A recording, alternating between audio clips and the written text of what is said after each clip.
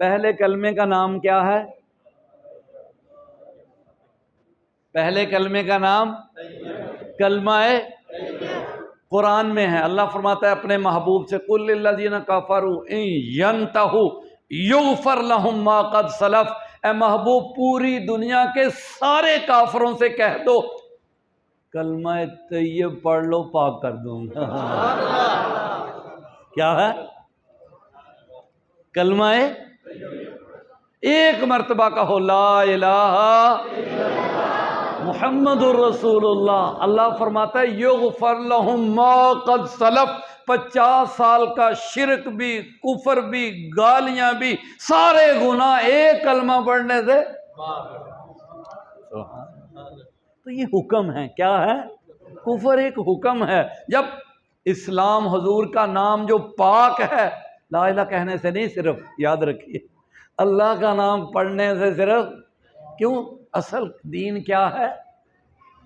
اب حضور کی ذات کا نام دین ہے تو کہو محمد عیسائی کہتے ہیں لا الہ الا اللہ، یہودی کہتے ہیں لا الہ نہیں، فرمایا نہیں، مجھے مانو تو ان کی نسبت سے مانو، بس تب جا کر پاکی ہوگی۔ لا الہ الا اللہ کے ساتھ کیا پڑھو؟ محمد الرسول اللہ پڑھو۔ پوری دنیا کے سارے کافر پڑھیں، 1 منٹ سے پہلے سب کو میں پاک کر دوں۔ تو کہاں گئی پلیتی؟ تو پتہ چلا یہ پلیتی کچھ نہیں ہے، نام کا نام ہے بس۔ اللہ پاک ہے، اس نے ہر چیز کو پاک پیدا کیا ہے، یہ ہمارے امتحان کے لیے۔ آپ کو پتہ ہے یہ گوبر جب تک روڑی کے اوپر ہے کیا ہے؟ پلیت ہے نا، نسبت ہے نا، حالانکہ حلال جانور کے اندر سے نکلا ہے، شریعت نے کہا کیا ہے؟ پلیت ہے۔ اکٹھا کر رہے ہیں، پھر اٹھا کر ٹرالوں کے اوپر، پھٹوں کے اوپر کیا کرتے ہیں؟ وہ جا کر زمین میں پھینک دیتے ہیں، بدبو آ رہی ہے۔ کیا آ رہی ہے؟ بدبو آ رہی ہے۔ اب ہوا کیا؟ سارا گوبر ایک کھیت میں ڈال دیا، اور وہ کھیت پاک ہے۔ کیا ہے؟ اس کی مٹی پاک ہے، کیونکہ ساری مٹی پاک ہے۔ حضور نے فرمایا وہاں نماز پڑھ سکتے ہیں، اس مٹی کے ساتھ تیمم کر سکتے ہیں، اس مٹی کے ساتھ ہاتھ لگاؤ، ہاتھ پاک ہو جائے گا۔ تیمم کیا ہے؟ مٹی پاک کر دے گی تمہیں۔ لیکن ہم نے اس کے اوپر گوبر پھینک دیا، اور گوبر کیا ہے؟ شران، پلیت ہے، اس سے بدبو آ رہی ہے۔ لیکن جب ہم نے گوبر کو اس زمین کے اوپر پھینک دیا، اب ہوا کیا؟ دوبارہ جو ہے اس کو پانی دیا، اوپر سے بارش ہوئی، اور پھر اس کے اوپر ہل چلایا، پھر ہل نے آ کر جو ہے مٹی اور گوبر کو برابر کیا، اس کے اوپر سواگا لگا، اور پھر کیا ہوا؟ اب گوبر ختم ہوا۔ گوبر کیا ہے؟ اب اسی سے پیدا ہونے والی فصلیں ہمارا رزق بن گئی جو پاک ہیں۔ کل تک پھر اس پر نماز جائز ہے، اس سے تیمم۔ تو یہ کیا ہے؟ معمولی سا ایک وقت ہے، شریعت کی وجہ سے حکم لگا دیا گیا ہے کہ خنزیر حرام ہے۔ کیا ہے؟ کتا حرام ہے۔ فرمایا اللہ من اضطر، اگر شریعت کا حکم پلیتی کا اٹھ جائے، کیا؟ خنزیر ہے، یاد رکھیے، خنزیر کا گوشت کیا ہے؟ کیوں حرام ہے؟ شریعت ہے بس۔ اور فرمایا اگر تمہیں کوئی چیز نہیں مل رہی، مر رہے ہو، خنزیر ہی کا گوشت اب مل رہا ہے تو کیا کرو؟ کھا لو۔ شریعت کا حکم آ گیا۔ دوسرا کیا ہے؟ تمہارے لیے پاک بھی ہے، حلال بھی ہے، اسے کھاؤ۔ تو پتہ چلا کائنات کی کوئی چیز حقیقتاً نہ پلیت ہے نہ حرام ہے۔ یہ بات سمجھ آئی؟ کائنات کی کوئی چیز حقیقتاً نہ ناپاک ہے نہ، کیونکہ وہ اللہ کے محبوب کے نور سے پیدا ہوئی ہے۔ کیا ہے؟ اللہ نور السماوات والارض، وہ اللہ کے نور سے پیدا ہوئی، اور اللہ کے نور سے، اللہ کے نور کے پرتاؤ سے اللہ نے اپنا محبوب پیدا کیا، اور اپنے محبوب کے نور سے ساری کائنات کو اللہ نے چاہا کہ کوئی مجھے بھی جاننے والا ہو، اللہ فرماتا ہے پھر میں نے اپنے محبوب کو پیدا کیا، پھر اس نور سے کائنات کو پیدا کیا، پھر سب سے پہلے اس نور کو پیدا کیا، اور فرمایا اگر محبوب کو پیدا نہ کرتا تو کوئی چیز پیدا نہ کرتا۔ آدم علیہ السلام جنت میں رہے، پھر اللہ نے خود ہی ان کے لیے اسباب پیدا فرمائے۔ یاد رکھیے عجیب معاملہ ہے۔ اللہ اکبر۔ حضور نے فرمایا ایک دن باہر میہ پین ڈے خیر ہونا ہے نا، اتوار بھی ہے کوئی چیزیں سمجھ لیں۔ حضور نبی کریم صلی اللہ علیہ وسلم نے فرمایا ایک دن موسیٰ علیہ السلام اور حضرت آدم علیہ السلام میں مناظرہ ہو گیا، آپس میں مناظرہ ہو گیا۔ موسیٰ علیہ السلام کو اللہ تعالیٰ نے عجیب پیدا کیا، وہ ہر بات کو پوچھ لیتے، اللہ سے بھی پوچھ لیتے۔ حضور نے فرمایا میں معراج کی رات جا رہا ہوں، زور زور سے کوئی بول رہا ہے، اپنے رب سے باتیں کر رہا ہے۔ میں نے کہا جبریل یہ کون؟ عرض کی موسیٰ علیہ السلام۔ میں نے فرمایا اللہ سے اس قدر زور سے گفتگو؟ تو جبریل امین نے عرض کی اللہ کو پتہ ہے ان کا مزاج ہی، مزاج کس نے بنایا؟ ہمارے لیے بنایا، تاکہ موسیٰ علیہ السلام ساری باتیں پہلے پوچھ لیں، پھر ان کو قرآن میں بیان کر دیا جائے، اپنے محبوب کی امت کے لیے آسانیاں پیدا کر دیں۔ تو موسیٰ علیہ السلام نے آدم علیہ السلام سے، حالانکہ جدی ہیں، جد اعلیٰ ہیں ان سے عرض کی اللہ نے آپ کو منع کی ہے جنت میں اس درخت کے قریب نہیں جانا ہے، آپ کیوں گئے؟ آپ کیوں گئے؟ حضرت آدم علیہ السلام نے فرمایا اے موسیٰ تجھے کیسے پتہ چلا کہ میں نے وہ درخت کھایا، اس کا پھل کھایا، اس کے قریب گیا، تجھے کیسے پتہ چلا؟ کہا تورات میں نے پڑھا کہ تمہیں تورات میں نے پڑھا۔ حضرت آدم علیہ السلام نے فرمایا یہ بتاؤ کہ اللہ نے تورات کو پہلے لکھا یا مجھے پہلے پیدا کیا؟ دیکھیے دلیلیں۔ کہا اللہ نے تورات کو پہلے لکھا، بعد میں اللہ نے آپ کو پیدا کیا۔ کہا کتنا عرصہ تورات کو اللہ نے مجھ سے پہلے لکھا؟ کہا 40 سال۔ یہ خود ہی مناظرے کا یہ اصول ہے کہ ان باتوں میں بحث ہوتی ہے جو دونوں کے درمیان ماننے والی باتیں۔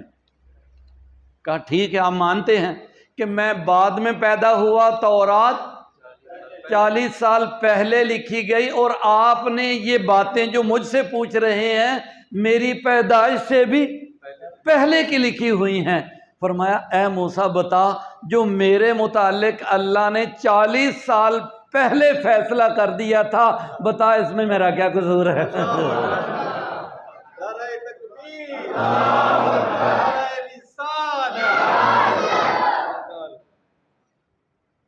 حضور نے فرمایا فحج آدم، جملہ ہے آقا صلی اللہ علیہ وسلم کا حدیث پاک میں، فحج آدم موسیٰ، اس بحث میں حضرت آدم موسیٰ علیہ السلام پر غالب آ گئے۔ کیا آ گئے؟ یعنی جیت گئے۔ کون جیتا؟ آدم علیہ السلام۔ تو پتہ چلا کہ جو کچھ ہوا آدم علیہ السلام نے کیا یہ پہلے سے لکھا تھا۔ پھر آدم کو جنت میں فرمایا اس کے قریب نہیں جانا، پھر آدم علیہ السلام اس کے قریب چلے گئے، فرمایا یہ تمہاری غلطی ہے یہاں سے چلو۔ پھر وہ رونے لگے، روتے روتے روتے، کہتے 300 سال تک روتے رہے۔ اور غلطی کیا تھی؟ جو اللہ نے لکھ دی تھی۔ غلطی کیا ہے؟ جو اللہ نے، اس میں بھی اللہ نے اپنے محبوب کی شان بیان کرنی تھی، اس معاملے میں بھی اللہ نے اپنے ہی محبوب کی شان بیان کرنی تھی۔ 300 سال کے بعد، پہلے نہیں۔ اللہ کو یہ پسند ہے، یاد رکھیے غلطی چاہے بھول کی ہو، کیا ہے؟ ایک تو غلطی ہوتی ہے نا، کبھی چاہے تو حضور اللہ تعالیٰ نے خود قرآن پاک میں 16ویں پارے میں فرمایا نَسِیَ آدَمُ وَلَمْ نَجِدْ لَهُ عَزْمًا۔ اے لوگو سنو، کہیں میرے آدم پر گناہ کی نسبت نہ کرنا، وہ تو بھول گئے تھے۔ اللہ اکبر، خود اللہ فرماتا ہے نسیہ آدم علیہ السلام کیا ہوئے؟ وَلَمْ نَجِدْ لَهُ عَزْمًا، انہوں نے تو کوئی ارادہ بھی نہ گناہ کا کیا تھا،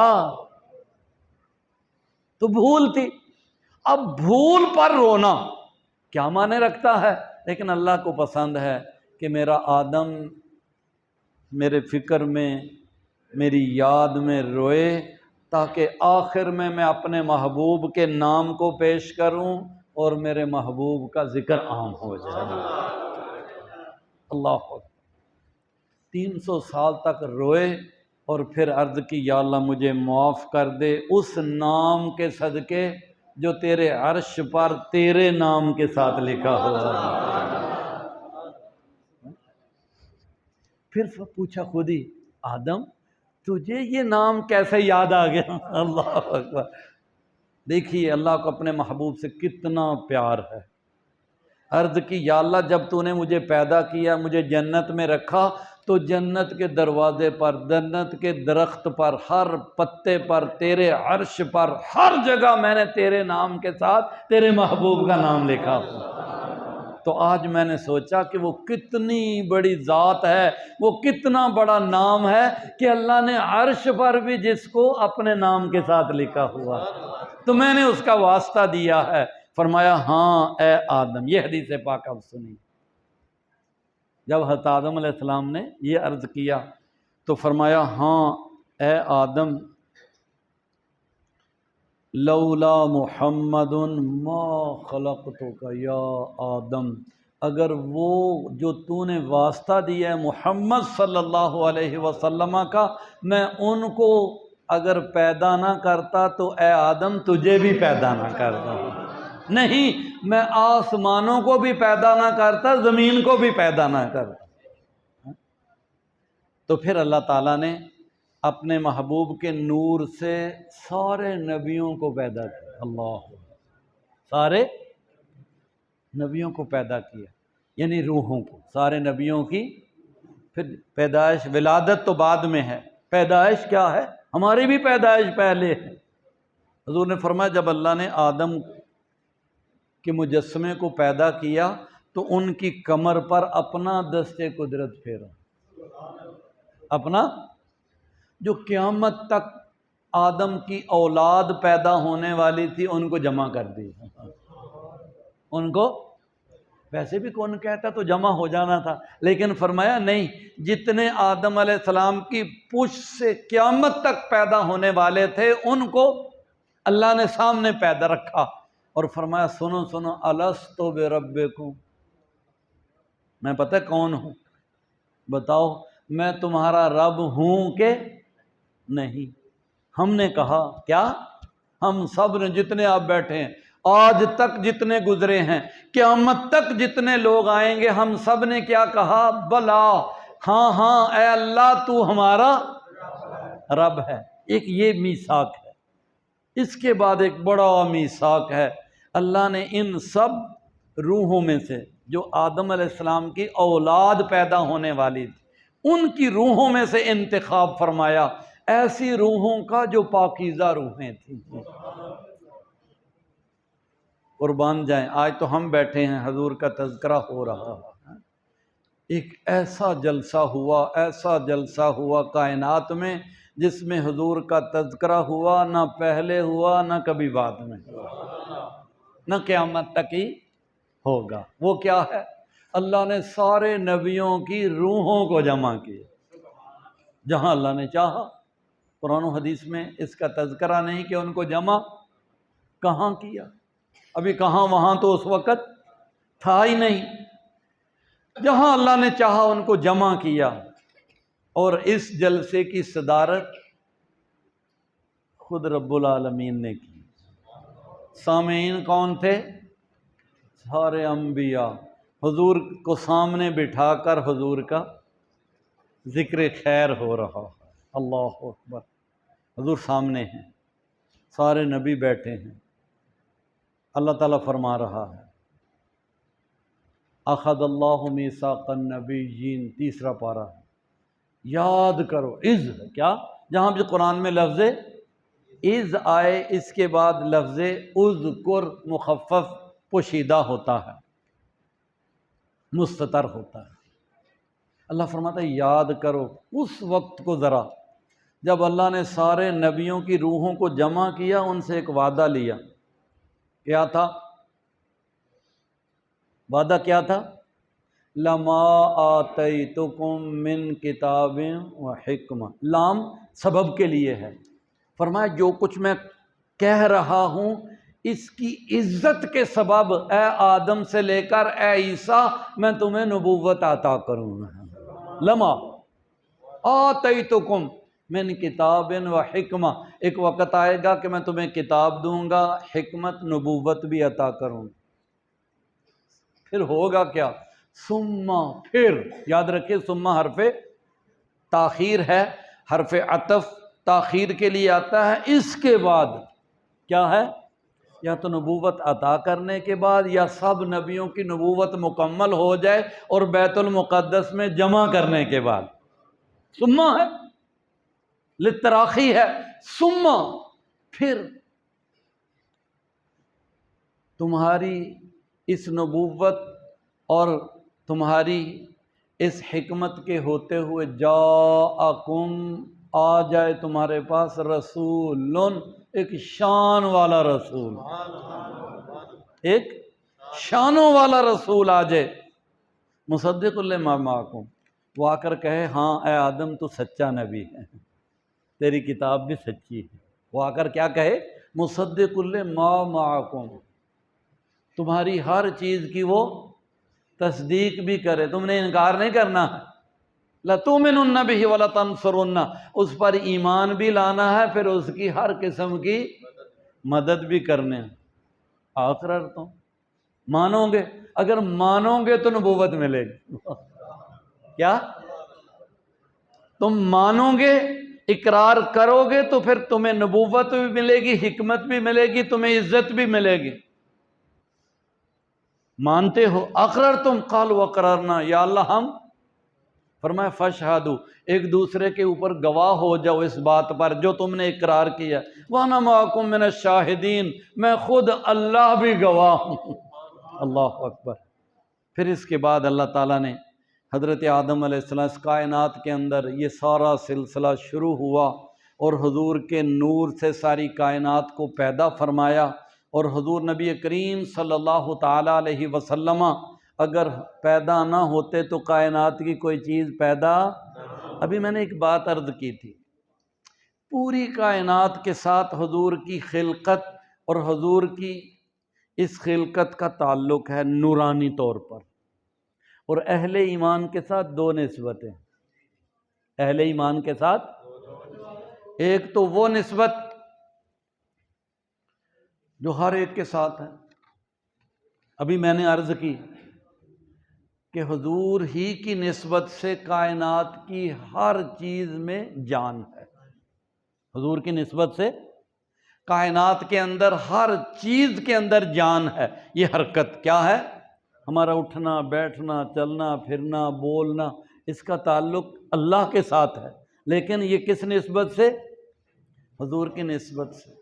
اور ایک خاص نسبت ہے ایمان والوں کے ساتھ، کہ ہمارے دل میں جو اللہ کی محبت ہے، دین کی محبت ہے، قرآن کی محبت ہے، نبیوں کی محبت ہے، ہم بغیر کچھ دیکھے اللہ کو مانتے ہیں، بغیر دیکھے ہم قرآن کو اللہ کا کلام مانتے ہیں، بغیر دیکھے ہم جنت کو بھی مان رہے ہیں اور جہنم کو بھی مان رہے ہیں، بغیر کچھ دیکھے۔ یہ ساری ایمانیات سے متعلق چیزیں ہیں۔ یہ کیا ہے؟ حضور کی اس خاص نسبت کی وجہ سے۔ حضرت خواجہ عبدالعزیز دباغ ہی کی بات پر میں اپنے آخری کلمات کو جو ہے مکمل کرتا ہوں۔ وہ کیا ہے؟ حضرت خواجہ عبدالعزیز دباغ رحمۃ اللہ تعالیٰ علیہ فرماتے ہیں، ہم جو کلمہ پڑھ رہے ہیں، ہماری زبان سے جو کلمہ نکل رہا ہے، ہم جو ایمان والے ہیں، ہمارے دل میں جو ایمان کی یہ اللہ نے جو ہے مٹھاس اور حلاوت رکھی ہے، یہ کس وجہ سے ہے؟ کہ حضور نبی کریم صلی اللہ علیہ وسلم مدینہ منورہ میں ہیں، اپنے روضہ انور میں ہیں آج بھی، حالت حیات میں تو تھے ہی، وہ تو سب مانتے ہیں، آج بھی حضور صلی اللہ علیہ وسلم کی قبر انور میں حضور کے قلب اطہر سے جو شعائیں نکلتی ہیں وہ ہر ایمان والے کے دل تک پہنچتی، ہر ایمان والے کے، ہم نہیں، ان مائکرو ویو کو ہم دیکھتے نہیں ہیں، اتنا سسٹم ہے یہ اللہ نے پیدا کیا ہے انہی کی وجہ سے، یہ تو ہم نے اس کو استعمال بعد میں کیا اپنی میڈیا کے لیے، اصل کس لیے ہے؟ حضور کے ساتھ تعلق کے لیے، حضور کے ساتھ تعلق کے لیے۔ ہمارا یہ عقیدہ بھی عرض کرتا چلوں، آپ جگہ جگہ سنتے ہیں کہ حضور صلی اللہ علیہ وسلم حاضر بھی ہیں، اللہ حاضر بھی ہے، معاذ اللہ۔ وہ لوگ کہتے ہیں دیکھو جی شرک، کیا ایسا نہیں ہے؟ جو حضور کی جتنی بھی صفتیں ہیں قرآن نے بیان کی، اور وہ اللہ کی بھی صفتیں ہیں، اللہ رؤوف الرحیم ہے، اور اللہ نے اپنے محبوب سے بھی فرمایا کیا ہیں؟ یہ رؤوف بھی ہیں، تو شرک ہو جائے گا؟ نہیں، اللہ مطلقاً بالذات ہے اور حضور اللہ کی عطا سے ہیں، بس اتنا آپ فرق کر لیں تو ہر قسم کا معاملہ سیدھا ہو جائے۔ تو حضور نبی کریم صلی اللہ علیہ وسلم حاضر ناظر، اللہ حاضر ناظر کیسے ہے آپ بیان کر سکتے ہیں؟ یعنی اللہ تعالیٰ کو ہم حاضر ناظر سمجھتے ہیں، کیا معنی ہے؟ کہ اللہ تعالیٰ اپنی قدرت کاملہ سے ہر چیز کو دیکھ رہا ہے، اللہ اپنی قدرت کاملہ سے ہر جگہ موجود ہے۔ ویسے یاد رکھنا اللہ جگہ اور مکان سے ہے بھی پاک، لیکن فرمایا میں تمہاری شاہ رگ سے بھی زیادہ قریب، میں تمہاری شاہ رگ سے بھی۔ تو یہ جو قرب ہے حاضر ناظر کا، ہم اس کو غلط سمجھے ہیں۔ اس کا مطلب یہ نہیں کہ حضور نبی کریم صلی اللہ تعالیٰ علیہ وسلم بالذات اپنے جسم کے ساتھ ہماری مسجد میں موجود ہے، ایسا نہیں ہے، یہ عقیدہ غلط ہے۔ حضور نبی کریم صلی اللہ علیہ وسلم کو اللہ تعالیٰ نے اتنی قدرت عطا فرمائی ہے، اتنی قدرت عطا فرمائی ہے کہ حضور روضہ انور میں بیٹھ کر، حضور صلی اللہ علیہ وسلم روضہ انور میں موجود ہو کر پوری کائنات کے ذرے ذرے کو ملاحظہ فرما رہے ہیں،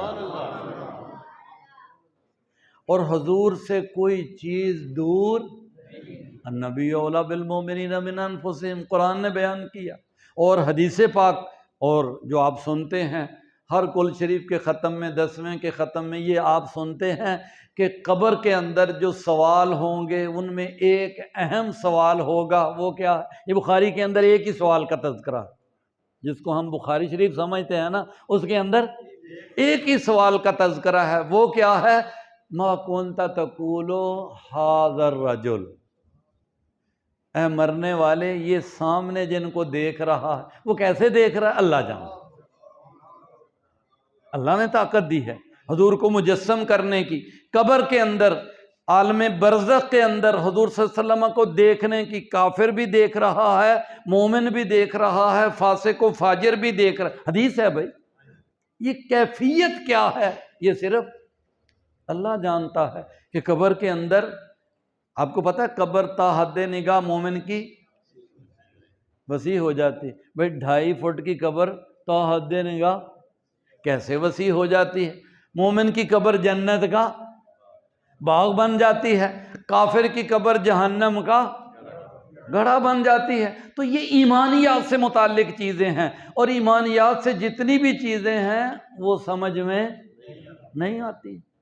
تو حضور نبی کریم صلی اللہ تعالیٰ علیہ وسلم ہر کافر و مومن کی قبر میں سامنے ہوں گے، کیسے ہوں گے اللہ جانے، اس لیے حضور کے حاضر و ناظر کی تشریح نہیں ہو سکتی۔ یہ سمجھے کہ حضور اپنی قبر انور میں پوری کائنات کو، جنت کو، دوزخ کو، بلکہ ہمارے دلوں کے وسوسات کو بھی جانتے ہیں، دیکھتے ہیں، اور یہ طاقت کس نے عطا کی؟